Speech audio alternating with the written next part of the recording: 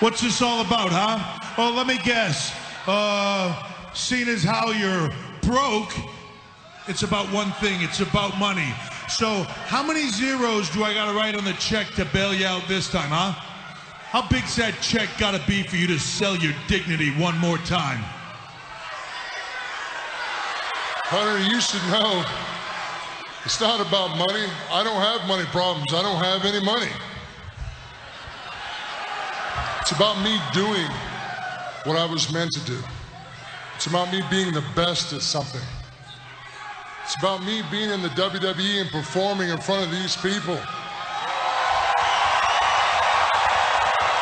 As hard as you make this place to work, this is still a fantastic place to work. There's a lot of great people there. I just want my job back, Hunter. You want your job back. He wants his job back. The Big Show wants his job back. You want your job back. You can take your job and you can stick it. Hunter.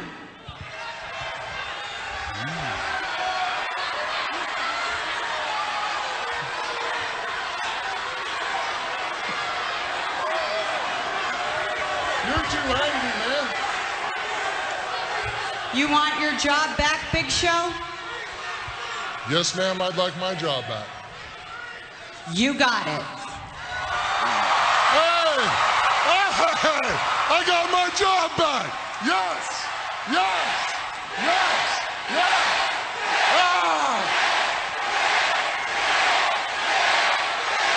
Oh, man! I'm telling you, that Great, then it's that settled. feels good to have my job back. It really does. You know, I just,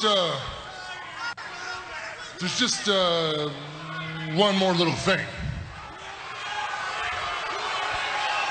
I think to make the world's largest lawsuit go away, I think the world's largest athlete deserves the world's largest bonus.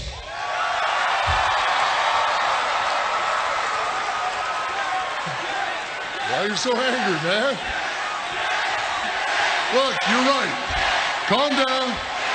No. Seriously. Calm down. It's not about the money. You're absolutely right. I'm not worried about the money. What I want is something I've never had before. I've been here for 18 years. Well, you know what? I'd like to be the face of the WWE. The face of the WWE? Are you kidding me? Have you looked in the mirror lately? I don't know what you're...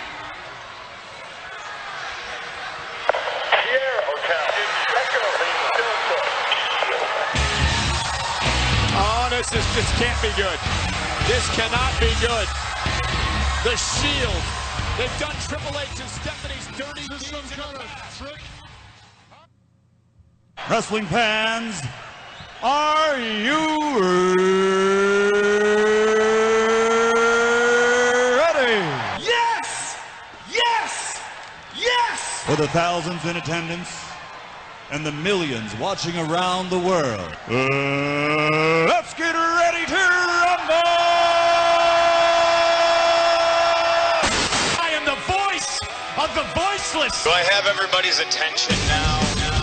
Sorry about your damn luck. I deserve one more match. It's gonna be the end of the world as you know it.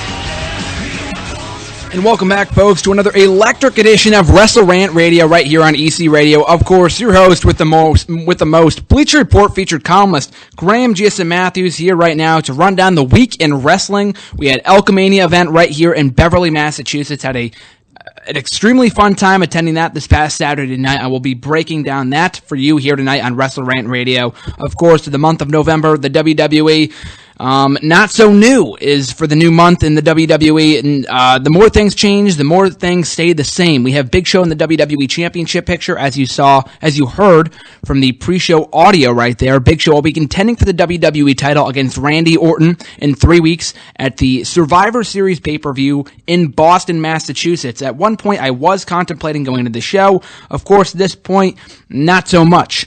Now that I know that Big Show will be contending for the WWE title, I have zero desire to be there in person. Of course, being at a WWE show, pay-per-view, Raw, SmackDown, live event, anything live is amazing. But I really do not want to dish out the money to go to this event if I know it's going to be lackluster. If Night of Champions, Battleground, and Hell in a Cell were all mediocre at best, then what makes you think that Survivor Series is going to be any better? But before I go down to that rant, I will be discussing Monday Night Raw from last night on the USA Network for November 4th, 2013, and much, much more going on in the world of wrestling.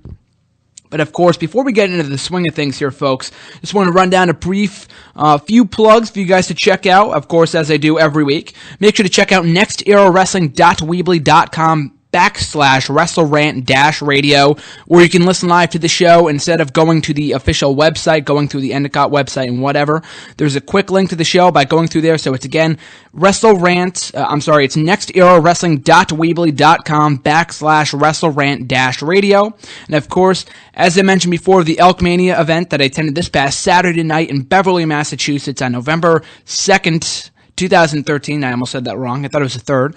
Had a very fun time on that. As I said before, my official photos from the event are not only on my Facebook page, but you can check them out at my official website. Go to nexterowrestling.weebly.com and go to the event photos, and it should be the latest edition. Click on the set of photos there. You can check out all the photos from the show.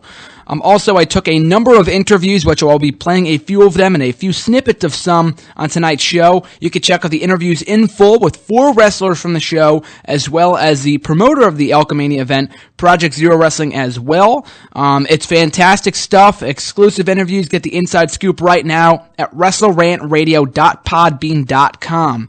Make sure to download the official app for the podcast by going to WrestleRantRadio.podbean.com. On your official smartphone, go to the Safari app. It will not work for Chrome. Make sure to press the arrow and download to the homepage of your phone. You will be notified of when new podcasts are up. Make sure also to check out the repeat of the show. If you're not listening live on Saturday nights at 9 o'clock Eastern Time, 8 Central Time, we do have a repeat go live on Saturday nights on the same exact website at 8 o'clock Eastern Time, 7 Central Time. And of course, if you want to keep updated with what I'm doing throughout the week and whatnot with my articles, stories, and whatnot, make sure to like my official Facebook page at Graham GSM Matthews. Same thing for my Bleacher Report articles. Go to Bleacher Report, the WWE/Pro Wrestling section. Search up Graham GSM Matthews. Going to have a new article up tomorrow on the 5 potential career paths of Tyson Kidd, so make sure to check that out at Graham GSM Matthews on Bleacher Report. And also make sure to subscribe to me on YouTube simply by searching Graham GSM Matthews as well. What I will be doing on my YouTube page going forward will be posting snippets of this show, certain clips of things that I think are important, things that people might like and whatnot. So make sure to check out my official YouTube channel at Graham GSM Matthews and subscribe. All the support is greatly appreciated. So without further ado, let's break it down right now. Elkmania this past Saturday night, November 2nd, 2013. Had a hell of a time. Really, really fun time live. Was able to meet up with the guy who set me up for the show, Adam Nessel. He used to host Wrestle with Nessel right here at Endicott Radio. So he was really cool to hang out with for the majority of the night. All the action all night long, extremely exciting. I didn't know any of the wrestlers going into the show, so I was in for something completely new. It was a really fun indie event, probably one of the better indie events, if not the best indie event I've ever attended. Really, really fun time. But without further ado, let's break it down.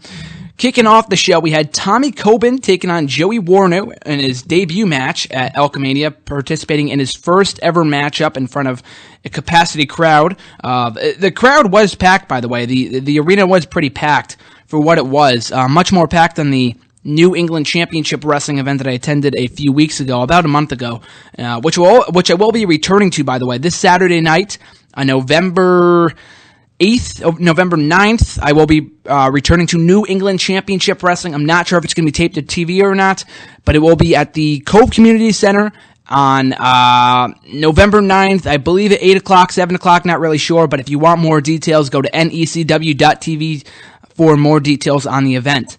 But nonetheless, as far as Elkmania goes, the opening match, Tommy Coleman versus Joey Warner. Really good matchup here, considering the fact this is Joey's first matchup in front of a live capacity crowd. I would say he did pretty damn well for himself, so congratulations for him for putting up a strong fight. But, of course, it was Coleman who came out victorious here and advanced in the Elkmania 4-man tournament. Up next, we had Derek Simonetti confronting the PZW Heavyweight Champion Stevie James. It was a solid segment. Basically, Derek was rehashing the fact these two used to be friends, so it was good the amount of rehashing that they ended up doing, because I was completely unaware of these two before going to this event, so I had zero idea of the backgrounds of these two wrestlers, so it was nice to know that they used to be friends, used to be tag team partners and whatnot. So, solid segment for what it was. It ran a little long, but aside from that, it was still a solid segment. It set up the main event matchup nicely. But without further ado, I would like to play my brief interview that I had with the wrestler Joey Warner. I was going to play this a minute ago, but I forgot. Joey Warner, as I said before, competed in his first live event match this past Saturday night at Elkmania. Got a brief interview with him after the show, and here's what he had to say.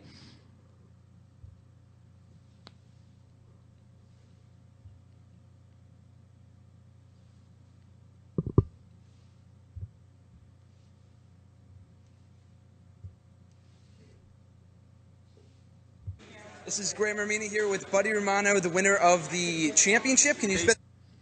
Sorry about that. Wrong interview. Here's my interview with Joey Warner. This is Graham Romano, and I'm here with Joey Warner. Joey, I heard tonight that is your first night here out Elkmania, your first live matchup.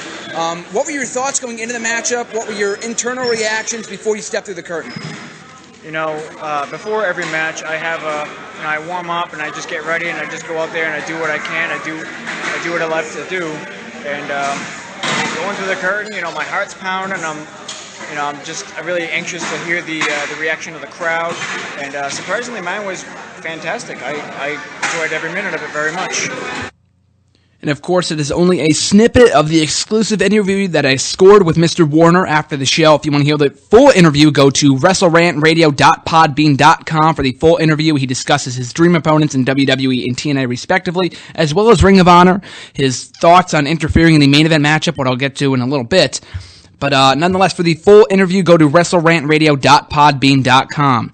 Up next on the show, we had Richie Sick taking on John Wilson in the semifinals, another semifinals matchup of the Elkmania 4-man tournament. Another very good matchup. John Wilson, very dominant dude. I made note of the fact that he looked like Trevor Murdoch somewhat, just in better shape than Trevor Murdoch ever was. Richie Sick, though, a very cool name. His last name, not spelled S-I-C-K, but rather S-I-C. With parentheses around it, like in a quote when you take something out. I thought that was pretty cool. But that's how he spells his name. He ended up coming out victorious in this one, advancing to the finals of the Elkmania 4-man tournament. Up next, we had Jack Kruger, and the wrestler that I want to refer to as the Mad Hatter. I don't really know exactly what his name was. It didn't have it on the program. I believe they may have said it once or twice throughout the show. I'm not really... I didn't make note of it. So I'm just going to call him the Mad Hatter, though, because that's what someone called him after the show when I was talking to them. But nonetheless, Jack Kruger, the maniacal Jack Kruger that I should say, very cool dude, reminded me a lot of Raven in a lot of aspects. I asked him about, sorry for botching, I asked him about that later on after the show. He gave me a lot of insight on that, so I'll air that a little later on. Again, for full interviews, go to WrestleRantRadio.podbean.com. So they were just making their presence felt, didn't compete in action until later on in the night. Just, they attacked Anthony Green when he was making his way down to the ring. They cut a brief promo, very sick individuals, very Halloween fitting since Halloween was just mere days prior. And then after that, they just made their exit through the, exits at the, I don't really know what to call it, because they didn't exit through the entranceway that most of the wrestlers did. Unlike them, they entered through the entranceway that all the individuals, all the people in attendance did, all the fans did. So I thought that was pretty interesting. I thought that was pretty interesting. Sorry for botching them all over the place today. I asked him how that resembles the Shield's entrance in WWE today and how similar it is and whatnot. So that's in the full interview as well. But nonetheless, going on, we had Mike Pavia taking on or participating in a fans' choice matchup. The choices were Tough Talk's Tony Spencer and the Firecat. Both of these individuals very entertaining. Tony Spencer was the heel, Firecat was the face. Firecat wore a mask, very cool costume. Again, pictures up at nextEraWrestling.weebly.com under the event photos. Firecat ended up winning the fans' choice and ended up going against Mike Pavia. It was a decent match for what it was. Mike Pavia won via countout after, in what was rather clever, I might admit. I must admit, he threw the yarn. He found a roll of yarn and he threw it outside down a flight of stairs. Firecat went after it and he started chasing after the yarn. Mike Pavia went into the ring and got the countout victory over Firecat. So that was pretty clever. But after the match, Firecat retaliated by attacking Mike Pavia. So then after that, we had our next matchup. We had Buddy Romano taking on the unequaled one, Todd Sopel, and the dastardly Doug Summers in a triple threat match to crown the inaugural Bay State champion. This was by far the match of the night in my eyes. A lot of entertaining action. Triple threat matches, like at the New England Championship Wrestling event, which I thought was the triple threat match, and that show was also the match of the night. Triple threat matches are always back and forth, the individuals taking turns within the ring, inside the ring. Just a lot of entertaining action throughout. Really, really enjoyed it. In the end, the face wearing the Red Sox jersey, Buddy Romano, emerged victorious and captured the gold, thus becoming the inaugural Bay State champion. And right now I'm going to play for you a snippet of the exclusive interview that I scored with Mr. Buddy Romano after the show. This is Graham Romano here with Buddy Romano, the winner of the championship. Can you specify which title? Bay State Championship. Bay State Championship. You had a heck of a match here tonight, a triple threat title match. Your thoughts on winning the title tonight? I'm still trying to take it in right now. I mean, I faced two tough competitors. I mean, like I said, it's all sinking in now. The first Bay State champion at Elkmania, at the first Elkmania. And I'm just honored to be champion. I mean, it was a hard-fought battle. Both of those guys, I take my hat off to them. They're both tough competitors, but you know, I ended up pulling out the victory like I knew I would. For the full interview, go to WrestleRantRadio.podbean.com for the exclusive interview and the rest of the exclusive interview, I should say, with Mr. Buddy Romano. Up next, we had the Inglorious Dastards, or this is after the commercial break. We had a brief intermission. Then after the intermission, we had the Inglorious Dastards issuing an open challenge for the NCW Tag Team Championships, which was answered by Lumberjake and his tag team partner, whose name escapes me. Probably the worst match of the night, so we go from the best match of the night to the worst match of the night. The styles of all the individuals involved in the matchup, I don't think meshed very well. They were all very lumbering and whatnot. Just the styles overall of all four competitors were just not good. It did not make for a good matchup. Thankfully, it was over rather quickly. It was over within minutes, with the Inglorious Dastards successfully retaining their NCW Tag Team Championships. So that's good to see. But rather, overall, it was a pretty terrible matchup. It wasn't atrocious, but it was lackluster and disappointing at best. But even still, NCW Tag Team Champions remain with the Inglorious Dastards. Up next, we had Tough Talk Tony Spencer interrupting a promo from Atlee Green, the promoter of Elkmania, who was talking about how he was sidelined from action. He was originally supposed to compete on this show, big dude. He was supposed to take on Tough Talk Tony Spencer in a matchup. However, Atlee Green was sidelined with pneumonia earlier on in the week and was not diagnosed or was not cleared to compete on this show. So that never ended up coming to fruition. However, regardless, Tough Talk Tony Spencer ended up interrupting Atlee Green here. Anthony Green was the name of another wrestler, so I'm mixing that up. But he interrupted Atlee Green. Atlee Green put him in a matchup with Jack Kruger and Matt Hatter, with his tag team partner being Anthony Green. Of all the matches of the night, I thought this was the most entertaining.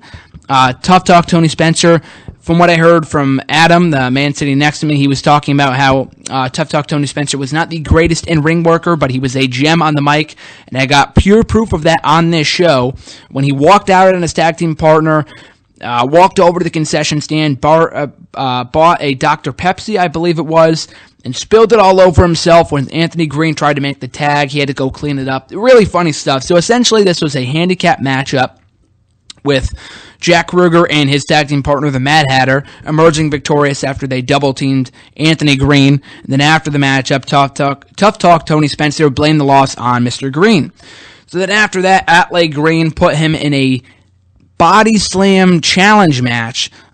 Initially, Spencer challenged Mr. Atlee Green to a body slam matchup, but of course, since Atlee was not cleared to compete, he put John Wilson in there instead. The match was over within seconds. John Wilson wins the body slam challenge. Tough Talk Tony Spencer walks away with his tail in between his legs. So, Tough Talk Tony Spencer, very entertaining competitor. Really enjoyed his work on the show, both in the ring and on the mic, so I would love to see more of him if I come back to another event in the near future. But of course, before I go on, I'm going to play a brief portion of the exclusive interview that I scored with Mr. Tony Spencer on Saturday night after Elkmania. This is Graham Romano here with Tony Spencer. You were actually, I believe you got the most time out of anybody here tonight. You were in 3 different segments. You were not voted for a matchup with, what was his name? Mike Pizza Sauce. Mike Pizza Sauce. You were also in a body slam challenge in a tag team match. Your thoughts on how you performed here tonight at Elkmania? Well, first of all, my name is Tough Talk Tony Spencer, not just Tony Spencer. I didn't spend 4 years at Tough Talk University to be called Tony Spencer. Thank you very much. Okay? Second of all, the reason that I was out in front of the crowd the most times is because the promoters of Elkmania know that I'm the one that brings in the people. So they featured me as much as they possibly could.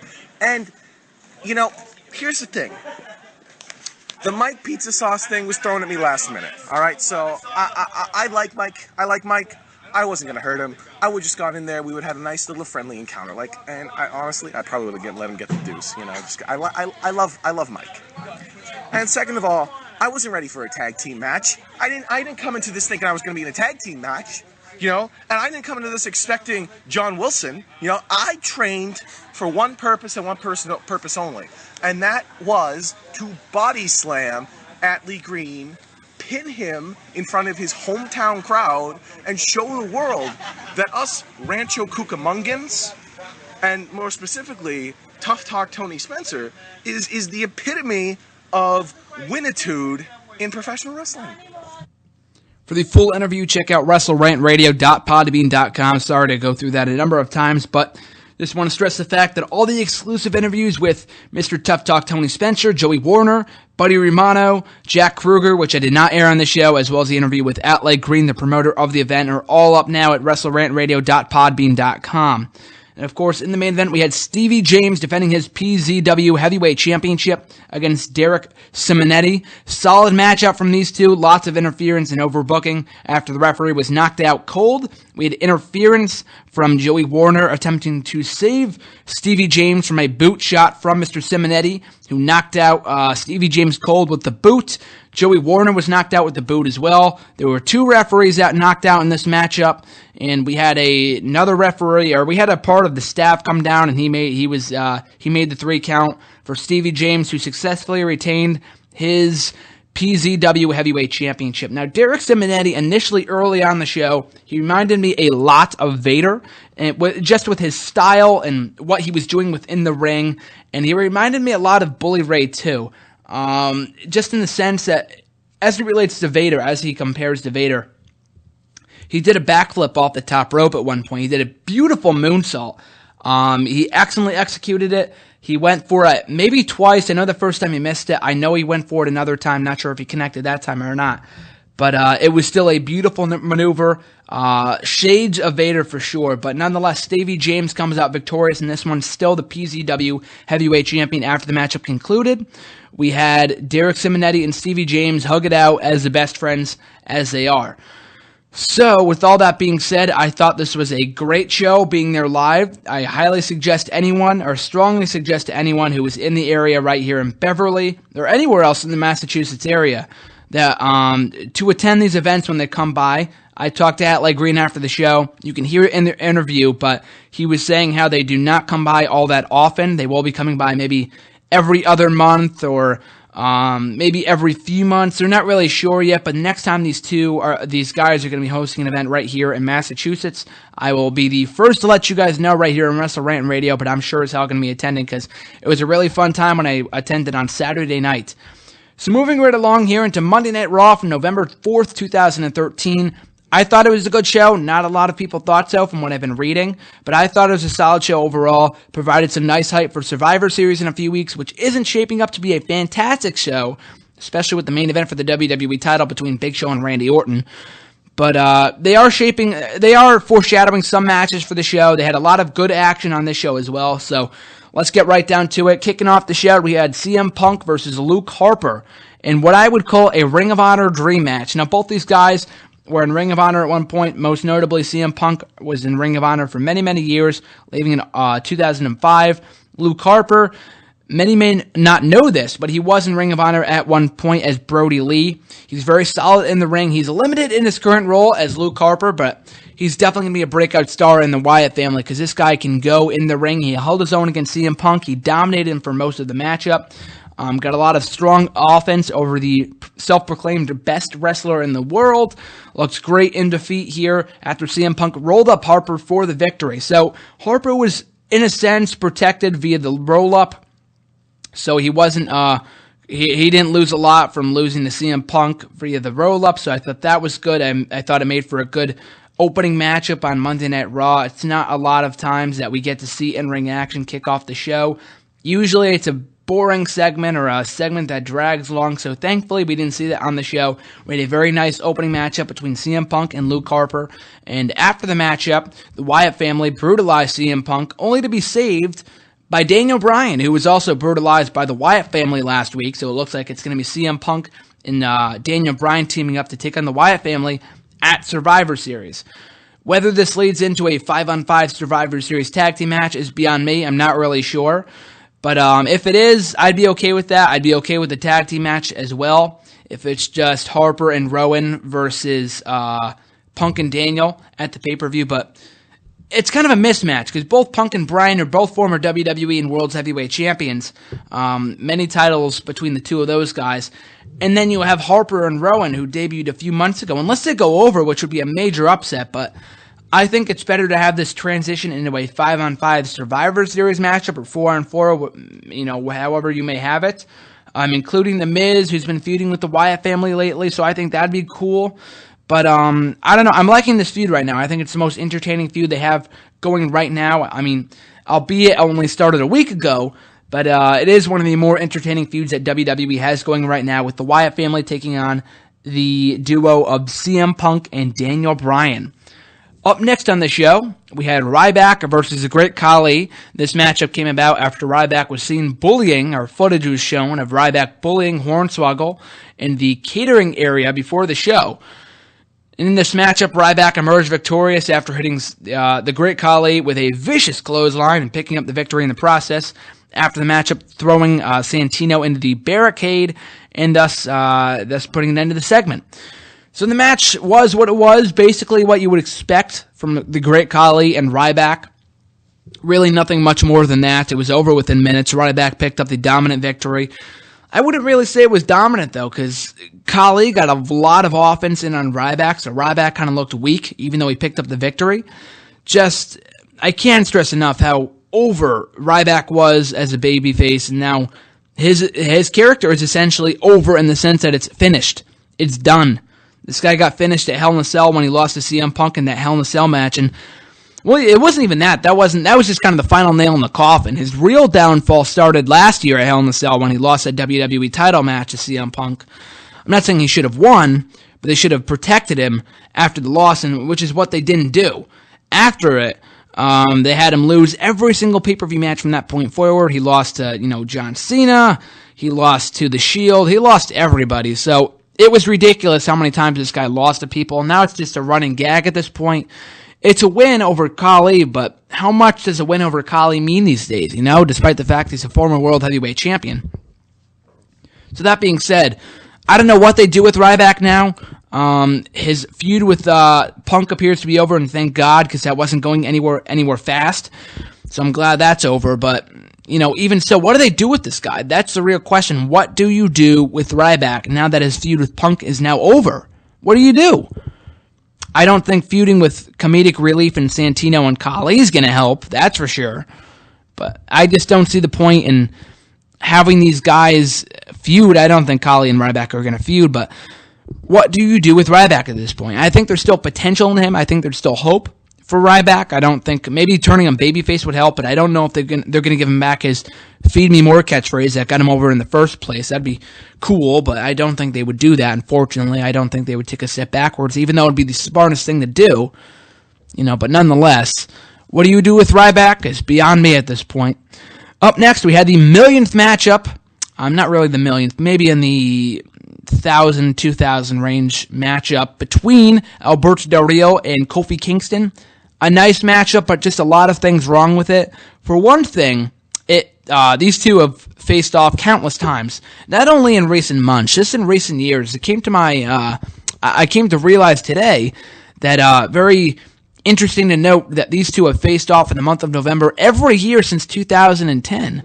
These guys faced off in an episode of SmackDown in 2010. They faced off on Raw in 2011 and in 2012, a year ago today, actually. And they faced off yesterday on Monday Night Raw. So what WWE's fascination with Kingston versus Del Rio is beyond me. But the matches are always good. Don't get me wrong. This Kingston, I don't think, should have gotten as much offense over Del Rio as he did. I mean, we're looking at Del Rio here, the ex-World Heavyweight Champion, the man who's going to be invoking his rematch his rematch clause for the world title in just a few weeks' time at Survivor Series. So having Kingston get the better of Del Rio on the show was just mind-boggling. I mean, Kingston didn't win, but the fact that he got so much offense in as he did was just asinine to me. I just didn't understand the fact why they did that. But even still, though, Del Rio goes over. I guess it's a good win, but what do you do with Kofi Kingston now? I mean, nobody cares about either of these guys. Del Rio hasn't meant anything in a long time. I mean, his reign, I thought, in my eyes, was good as World Heavyweight Champion, his latest one. Del Rio was booked dominantly over the last year, from his face turn to turning back heel back in June. And now he's back to where he started and chased for the world title. And then after he loses to Cena, I don't know what the hell they do with this guy. But even still, the guy just is not over. That's the problem. He's just not over. So what they do with him from this point forward, I have zero idea. What you do with Kingston right now, I have zero idea. His ship has basically sailed to this point. But giving him a competitive matchup against the number one contender to the world title, I don't think is a smart idea. Up next, we had Randy Orton versus Big E Langston in a fans' choice matchup, where the matchup was Randy Orton's opponent was determined by a poll on the WWE app, and winning by a landslide was Big E Langston. Yes, Big E Langston won with 78% or 75% of the fan vote, with Ziggler getting 12 and Miz getting 13 of the fan vote. That's crazy. If these things aren't rigged, then that's just sad. I mean, Miz, I can understand getting as low as a percentage as he did. I mean, I'm a huge Miz fit, but he's just not over right now. No one cares about his character. I have booking to blame for that. And Ziggler, this guy's over too, but I mean, they haven't done jack squat with this character over the last 6 months or so. So the fact that he scored 12% in this poll was not surprising, but it was depressing to say the least. The matchup itself between Orton and Langston was solid. I thought it was very good. Langston got a lot of solid offense over Orton. He looked good in defeat. I mean, I thought he was going to get DQ'd or have Orton get DQ'd to protect Langston. I mean, this guy just turned babyface a few weeks ago, and I thought they would want to protect the guy. But I guess not, because Orton went over clean. And I'm all for champions picking up clean victories, but at the expense of Big E Langston, I don't know if it was really worth it. I mean, granted, like I said, he got a lot of offense in over Orton, but coming up short via a clean pinfall, I don't know was the best idea. And again, I'm not saying Orton should have lost, because that would have made him look weak, especially after he was treated like trash after Big Show pummelized him, or just pummeled him last week on the at the end of Raw. So that would have been not good, I guess. But Langston looked good against Orton in defeat. What they do with Langston from this point forward, I'm not really sure. I know this week on WWE Main Event, tomorrow night on Ion Television on Wednesday night, he will be taking on the Intercontinental Champion, Curtis Axel, and I believe non-title action. So I don't know if he's going back after the IC title or what, but I am glad that Big E Langston is getting high-profile matches, because this guy has a lot of potential as a babyface in singles competition. Up next, we had Tyson Kidd making his in-ring return, not counting his role in Los Locales. He was actually playing a part in Los Locales a few weeks ago. Thankfully, that is over with, as he and Natalya defeated Fandango and Summer Rae in mixed tag team action. It's been about since January, I believe, since Tyson Kidd first appeared on the scene in WWE. That was when he was sidelined with, I think, a knee injury, and has been out ever since. I mean, he's been training really, really hard to get back. He's been seen on the, what is it called, Total Divas, when it was still airing. I believe that comes back November 10th. WWE's hyping the heck out of that throughout the show, so no surprise there. But the real question is, what do you do with Tyson Kidd now that he's back? This guy has a lot of potential. I don't think they should have played Natalya's music when he came out. I think playing his own music would have been cool and gotten a bigger pop, seeing that this was his first in-ring matchup as Tyson Kidd since January. But that being said, though, I am very glad to see Tyson Kidd back.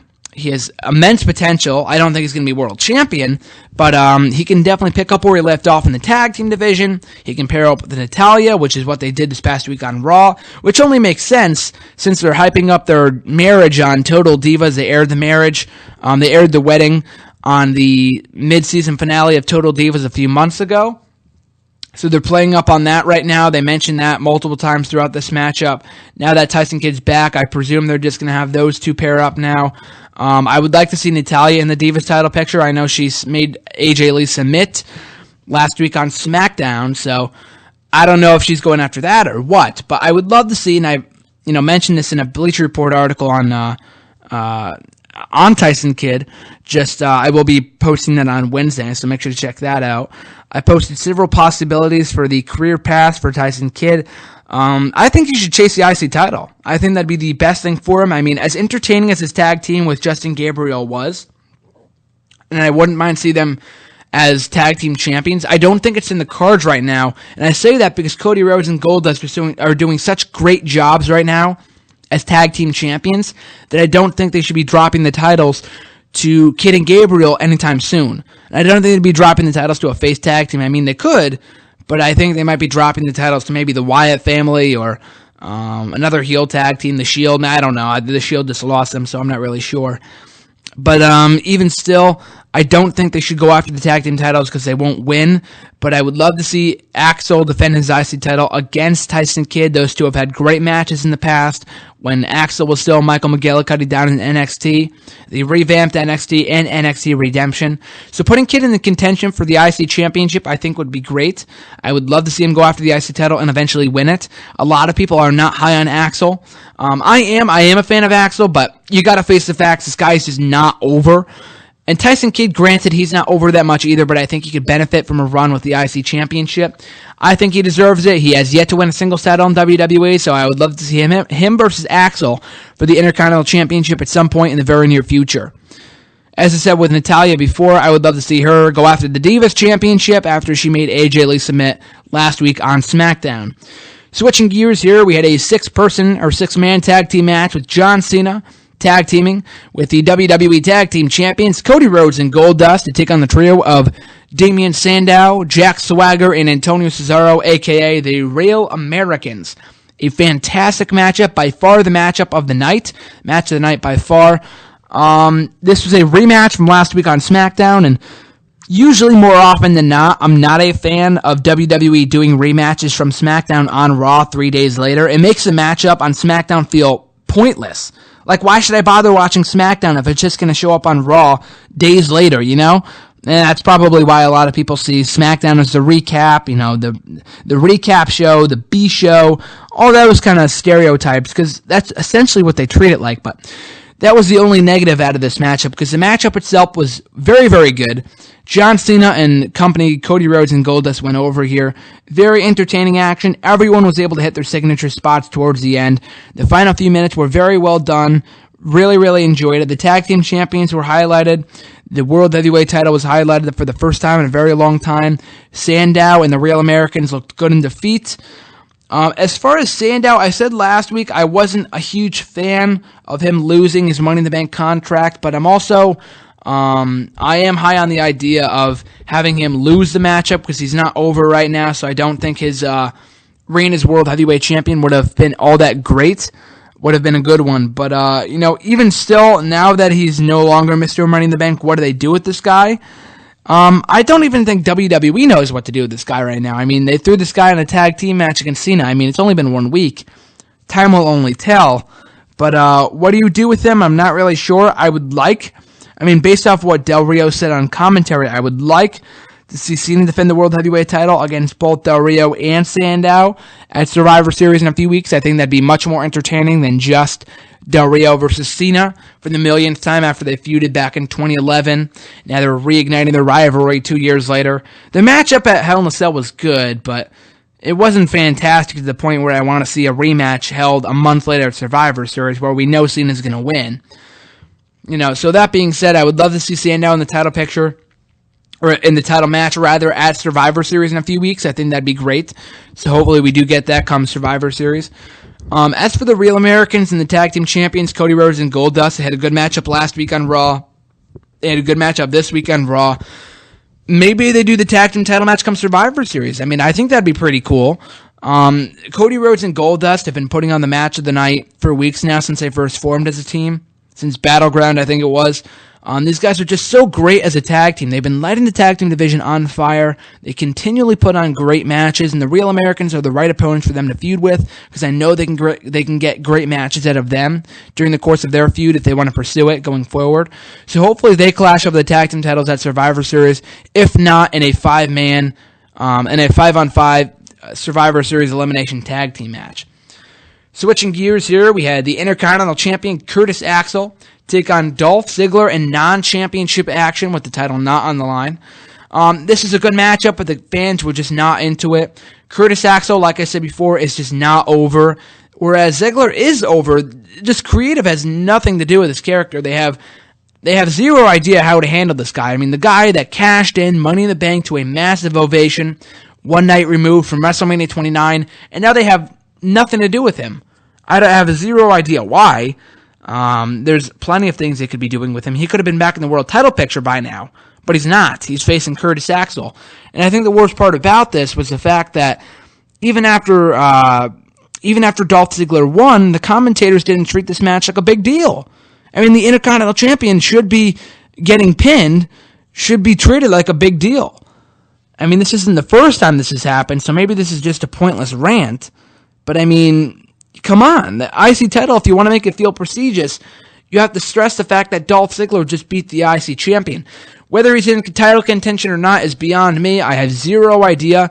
Personally, I do not want to see Ziggler contend for the IC title, like I said when he was contending for the US title a couple weeks ago, or a few months ago, I should say.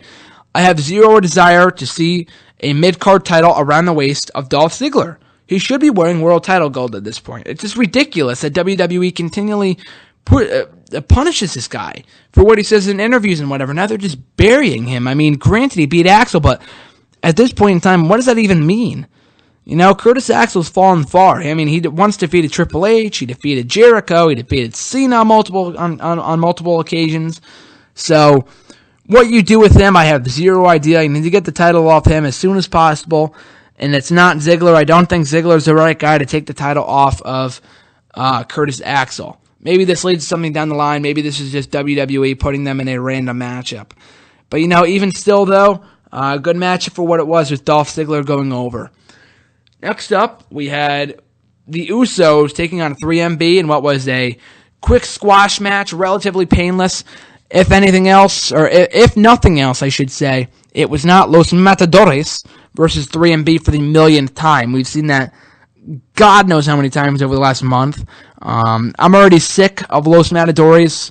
I don't like the act. Like I said before, it's very, very limited in what it can do. I'm already bored of it. The guys underneath the masks are very talented. They just need to remove the masks and go back to being Primo and Epico, because this gimmick is not doing them any favors at all. Their backstage segment was atrocious. They should not be anywhere near the WWE Tag Team titles. I don't know what you do with these guys, but they're quickly overstaying their welcome. As for the Usos, it's good to see them back in winning fashion on Raw after losing a 6-man tag team match last week on Raw against The Shield. I love the Usos. They're very much over. I hope they win their first tag team titles at some point down the road. But even still, nice to see them get a win on Raw over 3MB, even though it doesn't mean all that much. Up next, we had the Bella Twins, Brie and Nikki respectively, tag teaming with Total Diva star Eva Marie to take on the Divas champion AJ Lee, Tamina Snuka, and Oksana in 6 Divas tag team action. Fine matchup. Thankfully, AJ and the Bella Twins did most of the in-ring work. I mean, granted, the Bella Twins aren't fantastic in the ring, but they have improved immensely to how bad they were many months ago. They were not entertaining in the ring at all. They had several botches in their matchup. The irony of me botching the word botch. Regardless, I digress. Just the fact that Brie Bella and Nikki have improved in the ring has certainly helped their matches a lot. And I mean, it doesn't hurt that they're in there with AJ, who is probably the best in-ring competitor in WWE right now. So that's good to see. To end this contest, we had Eva Marie, who's competed in only 2 or 3 matches before this, pinned Tamina Snuka to win the match for her team. So with that said, I don't know what they're doing with Eva Marie. There have been several reports over the last month that they're high on her.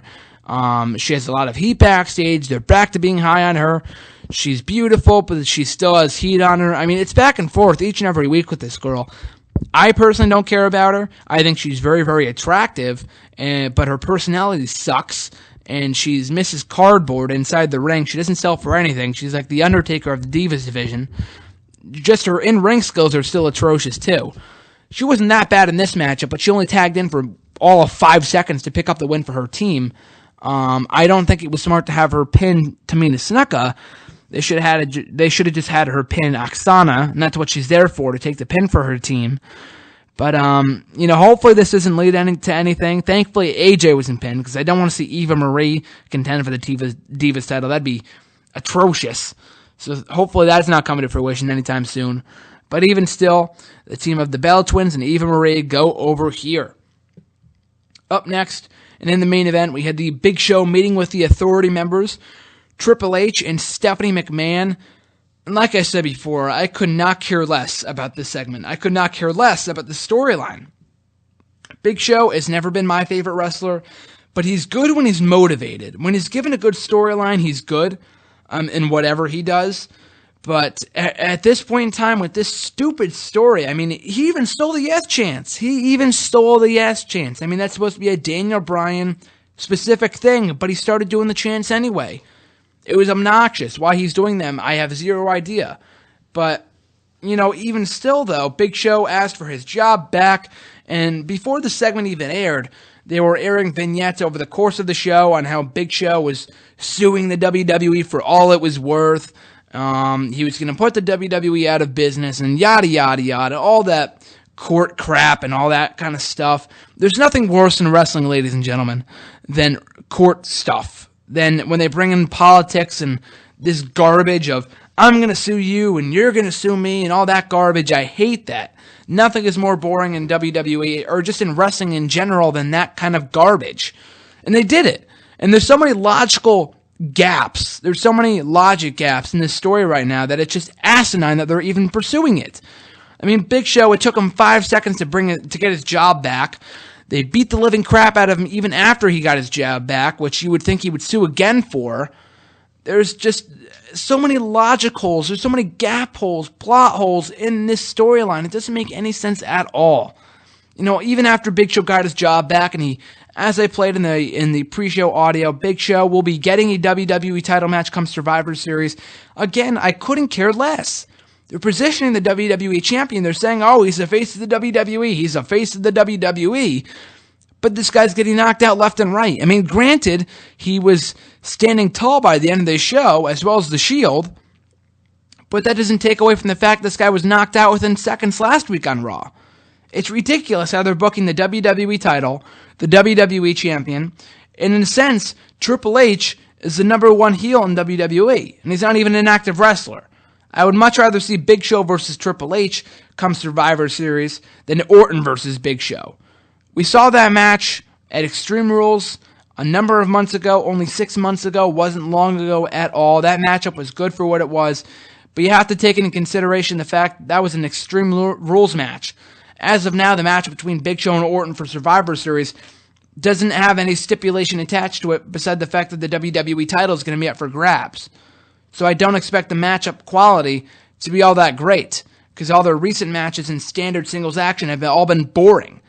So hopefully their matchup at Survivor Series is good, but like I said before, this whole story is just absolutely asinine. They did not accomplish their goal of elevating any talent in John Cena's absence. They elevated Daniel Bryan for all of 2 months, and now he's out of the title picture. And maybe I'm speaking too soon, and maybe they're going to put Daniel Bryan back in the title picture come WrestleMania season.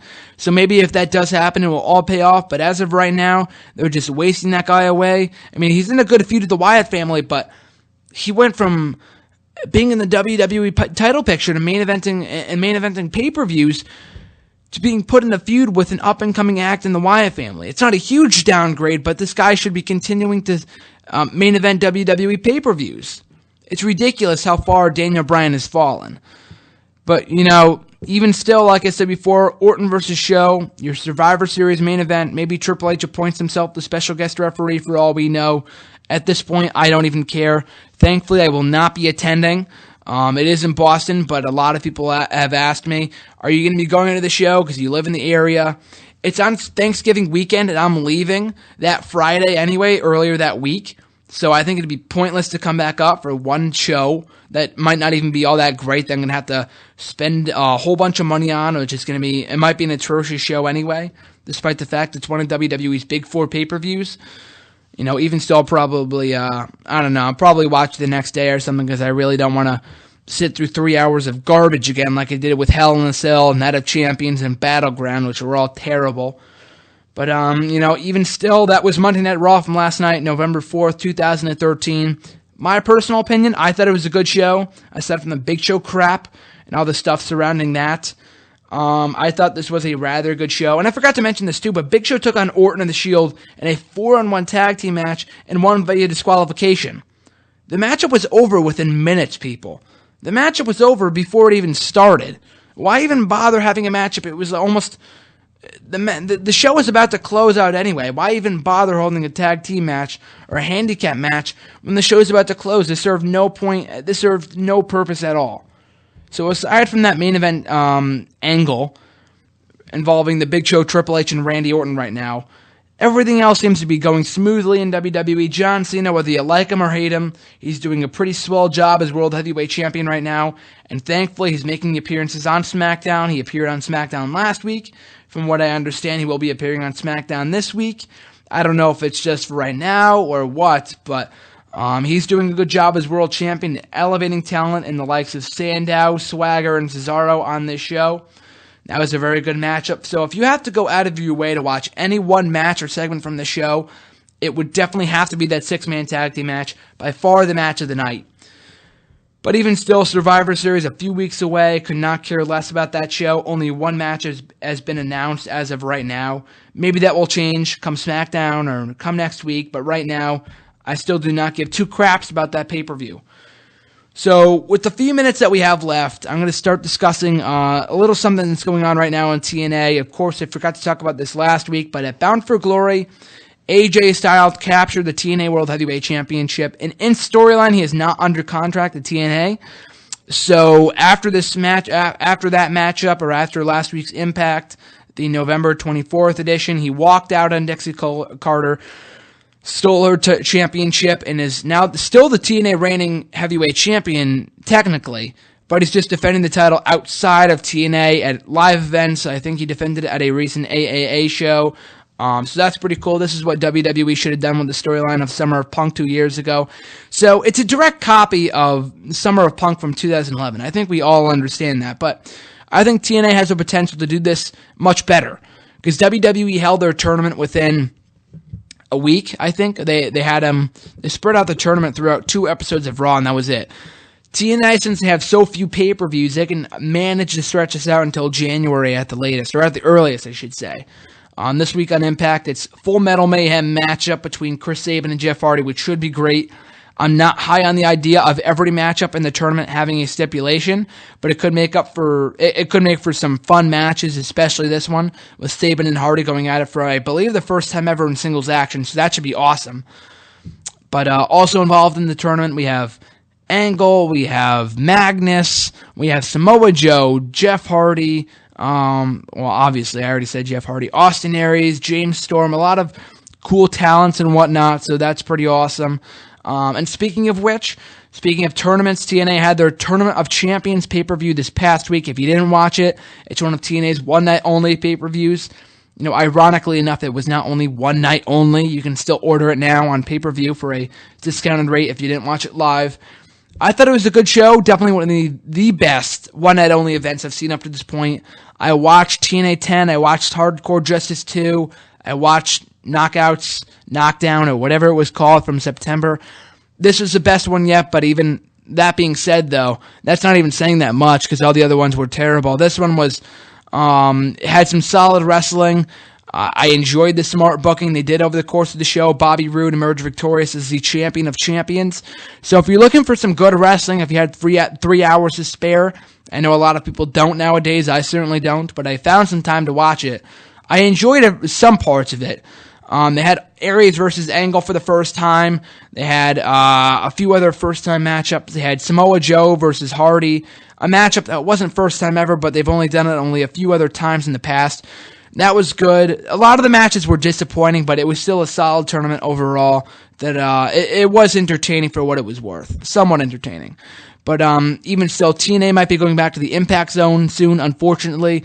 I know a lot of people are like, oh, they have to do this and they have to do this. I understand they have to from a financial standpoint because they can't afford to be on the road forever, especially much less for the next month.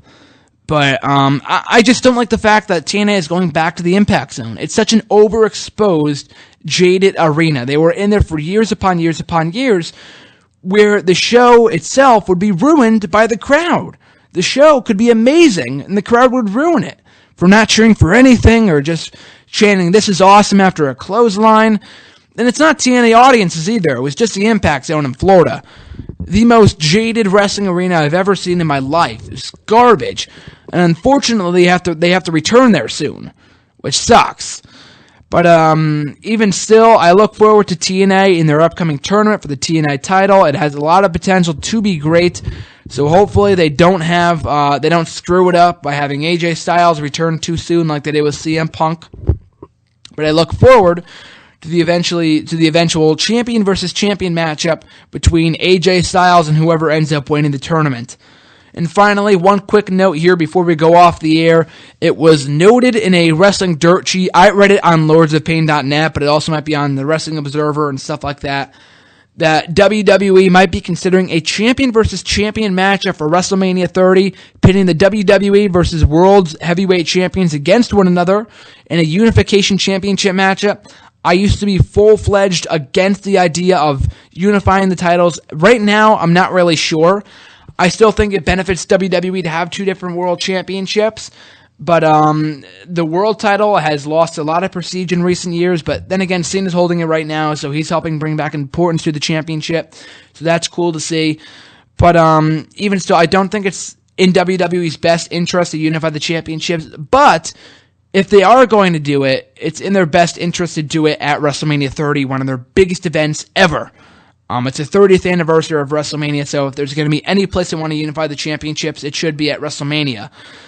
But if it's Cena versus Orton, if Orton holds on to the championship until WrestleMania and Cena holds on to his championship till WrestleMania, That'd be garbage, so I hope that doesn't happen. I don't want to see Cena versus Orton for the upteenth time. But even still, that's going to close out this week's episode of WrestleRant Radio. Thanks for joining me, folks. Again, going back to those plugs, make sure to check out my website for all the WWE TNA rumors, recaps, and more, as well as all my photos from Elkmania, my reviews of Raw, SmackDown, Main Event, NXT, TNA Impact Wrestling, all the pay-per-views, and much, much more. So go to nexterawrestling.weebly.com. Make sure to check out my official podcast for all the interviews from the stars of Elkmania, as well as Project Zero Wrestling, and all the interviews that I took at the New England Championship Wrestling event that I will be attending this Saturday, by the way, in Beverly. So if you are in the area, make sure to check it out at the Cove Community Center. It's going to be a blast. So make sure to check out all my interviews at WrestleRantRadio.podbean.com. Download the official app on your smartphone by going to that same address, WrestleRantRadio.podbean.com. On your Safari app on your smartphone and download, or click the arrow to download the official app to your homepage of your phone. And also make sure to listen to the repeat of this show if you happen to miss out on Tuesday nights. Listen to the repeat on Saturday nights at 8 o'clock Eastern Time, 7 Central Time. Like my official Facebook page, I might be doing a Q&A session soon, so make sure to check that out. Post a comment on the wall at Graham GSM Matthews. Like the page. All support is greatly appreciated, so send in questions there. Make sure to check out my Bleacher Report articles simply by searching on Bleacher Report Graham GSM Matthews' new article on Wednesday about Tyson Kidd. So check that out. And of course, last but not least, subscribe to me on YouTube. Again, search Graham GSM Matthews. I will be having new videos of myself playing SmackDown vs. Raw 2007, interviews from past years. I will be uploading snippets of WrestleRant Radio of this show, this very episode, so make sure to subscribe for more of that. And of course, listen live to WrestleRant Radio every Tuesday night at 9 o'clock Eastern Time, 8 Central Time. Thanks for listening live, folks, and I'll see you next week.